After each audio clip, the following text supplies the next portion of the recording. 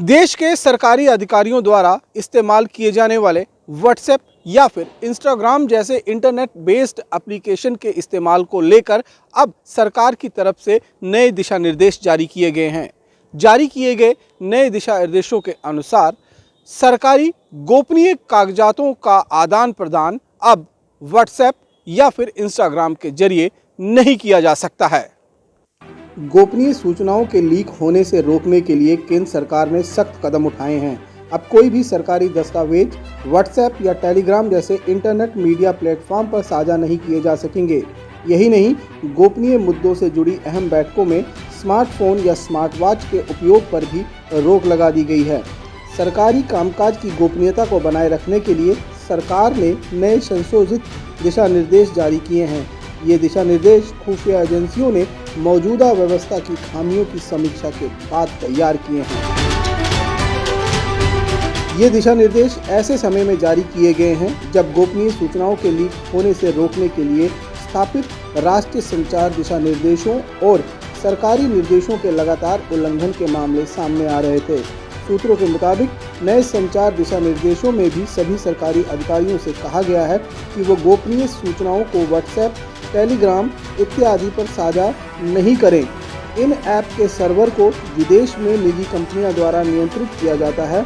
ऐसे में गोपनीय सूचनाओं का भारत विरोधी तत्व द्वारा दुरुपयोग किया जा सकता है। संशोधित दिशा निर्देशों में ये भी कहा गया है कि घर से काम करने यानी वर्क फ्रॉम होम के दौरान अधिकारी संवाद के लिए सिर्फ ई ऑफिस एप्लीकेशन का ही उपयोग करें। वर्क फ्रॉम होम के दौरान घरेलू सेटअप के जरिए गोपनीय सूचनाएं भी साझा नहीं करें। घर से काम करने के दौरान घरेलू सिस्टम नेशनल इंफॉर्मेटिक सेंटर यानी कि NIC के वर्चुअल प्राइवेट नेटवर्क के जरिए ऑफिस के नेटवर्क से जुड़े होने चाहिए। अधिकारियों से गोपनीय या सुरक्षा संबंधी मुद्दों पर होने वाली बैठकों में स्मार्टफोन, स्मार्ट वॉच का उपयोग नहीं करने को कहा गया है। इसके अलावा अमेजॉन के एलेक्सा, एप्पल के होमपॉड इत्यादि जैसे उपकरणों का उपयोग करने से भी मना किया गया है।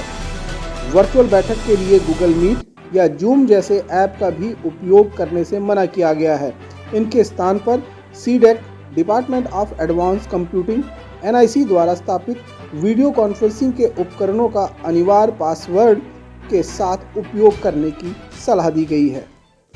देश के गोपनीय दस्तावेजों को हासिल करने के लिए अक्सर दुश्मन देश जासूस या फिर जासूसी के माध्यम का इस्तेमाल करते हैं और ऐसे में अगर सोशल मीडिया के माध्यम से अधिकारी जरूरी दस्तावेजों का आदान प्रदान करेंगे तो ऐसे में दुश्मन के हाथों देश के गोपनीय कागजातों के पहुंचने का खतरा और ज़्यादा बढ़ जाता है।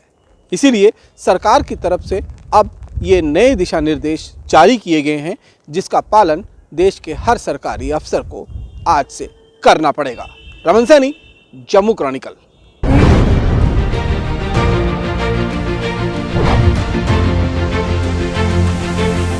आप देख रहे हैं जम्मू क्रॉनिकल।